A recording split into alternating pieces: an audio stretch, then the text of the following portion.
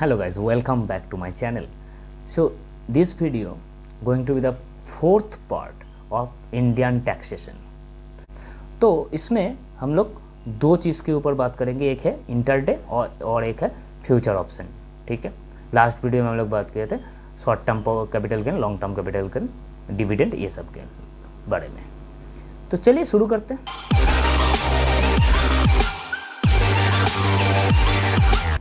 तो पहले बात करते हैं इंटरडे के बारे में, टैक्सेशन ऑन इंटरडे.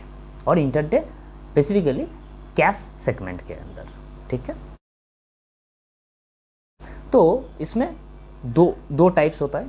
एक हो गया buy fast then sell, that a common scenario, and another one is sell fast then buy, that's a short selling concept, right. So ये दोनों में जो इनकम आएगा वो इनकम कैसे टैक्सेबल होगा?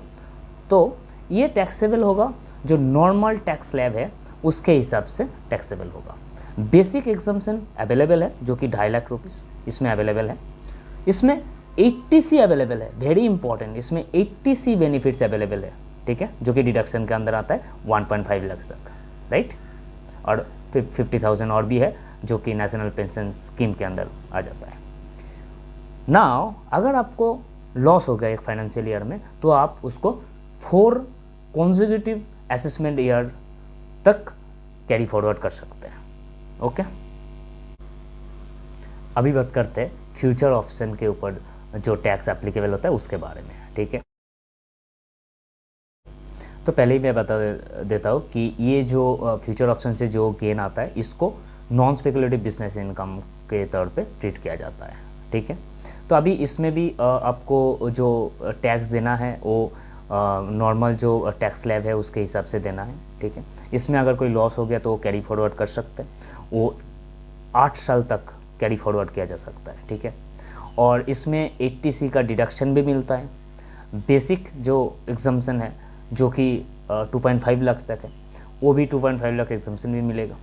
और इसमें एक इम्पॉर्टेंट पॉइंट है लॉसेस सेटअप के बारे में. तो ये नॉन स्पेकुलेटिव बिजनेस इनकम है, तो अगर यहाँ पर कोई लॉस हो गया तो आप उसको नॉन स्पेकुलेटिव बिजनेस गेन के अगेंस्ट पे ही सेटअप कर सकते हैं. फॉर एग्जांपल आपका लॉस हो गया फाइनेंशियल ईयर 21-22 में, ठीक है, एफएनओ से, तो वो फाइनेंशियल ईयर 21-22 में आपको शायद एक होटल बिजनेस से कुछ गेन हुआ है. ठीक है, उसको आप सेटअप कर सकते हैं. आपका कोई आप कोई रेंट देते हो, आपका कोई घर रेंट पे देते हो, वहाँ से जो इनकम आता है वो भी सेटअप हो सकता है. अगर आप कुछ प्रॉपर्टी सेल कर दिया, वहाँ से कुछ गेन आया, वो भी सेटअप हो सकता है. लेकिन आपको सेटअप नहीं होगा क्या? सैलरी से जो इनकम आता है उसके साथ ये एफएनओ वाला लॉस सेटअप नहीं होगा.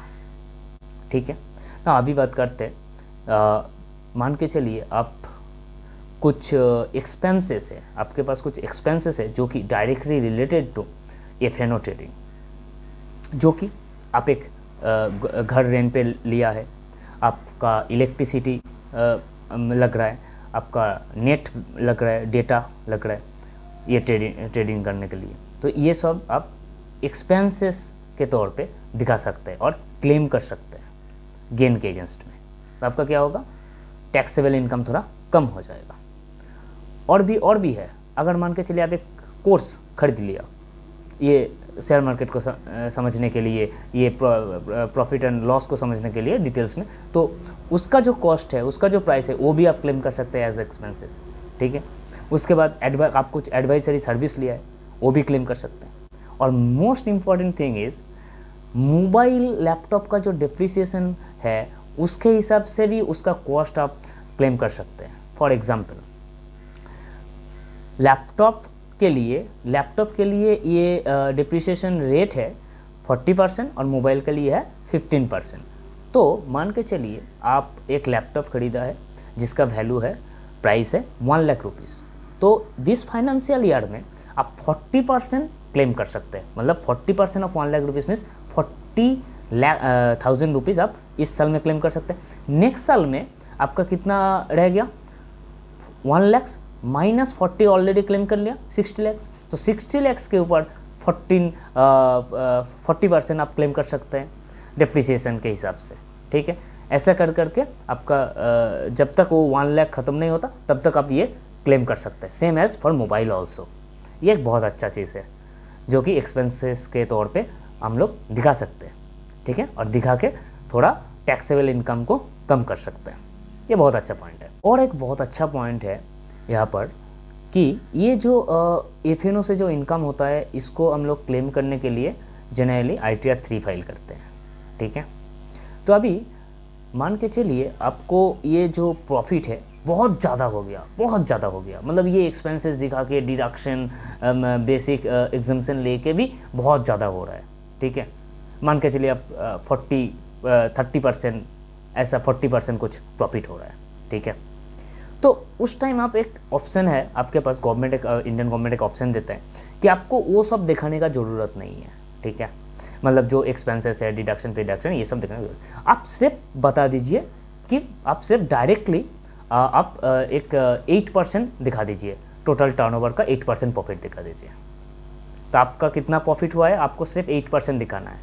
उसको बोलते हैं, उसको ITR 4 में इंक्लूड किया गया है, जिसको बोलते हैं presumptive taxation. Thank you very much for watching this video. Please like कीजिए, कमेंट कीजिए, शेयर कीजिए एंड चैनल को सब्सक्राइब कीजिए। और नेक्स्ट वीडियो में हम लोग ऐसे ही कुछ इंपॉर्टेंट इंटरेस्टिंग टॉपिक को लेकर आएंगे, आपके साथ डिस्कस करेंगे। तब तक के लिए thank you very much, bye bye.